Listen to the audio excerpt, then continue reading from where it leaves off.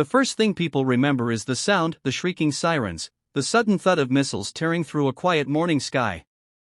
For millions in Ukraine, life changed in an instant.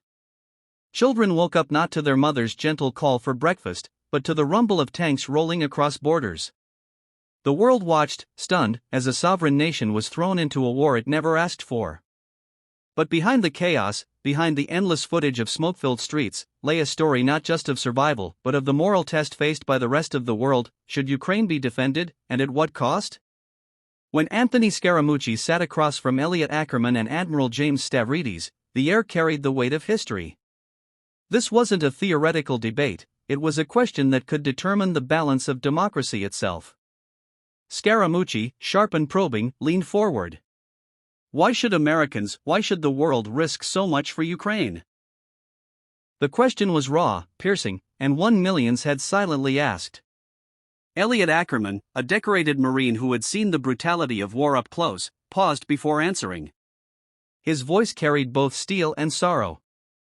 Because if we don't, we are telling the world that might makes right.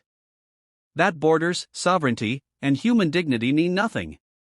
His words hung in the air, heavy with truth. He spoke not just as a soldier, but as a man who had witnessed the price of indifference. Admiral Stavridis, seasoned from decades of commanding NATO forces, added with calm authority, history repeats itself when ignored. Appeasement, hesitation, these are invitations to aggressors. Ukraine is not just about Ukraine. It is about every small nation watching, wondering if they too will be abandoned when the wolves come. But to understand the urgency, they knew they had to step into the shoes of those living it. Stavridis told the story of a young Ukrainian officer he had once mentored during joint NATO exercises. That officer, now defending his homeland, wrote him an email from the front lines. "I do not fight only for Ukraine," the soldier wrote, "I fight for the right of my children to grow up free. If Ukraine falls, freedom is not safe anywhere." His words cut through the political noise, transforming geopolitics into something heartbreakingly human. Scaramucci pressed further. But what about the cost? Americans are tired of war. They're tired of sacrifice. Why should they care about a battlefield so far away?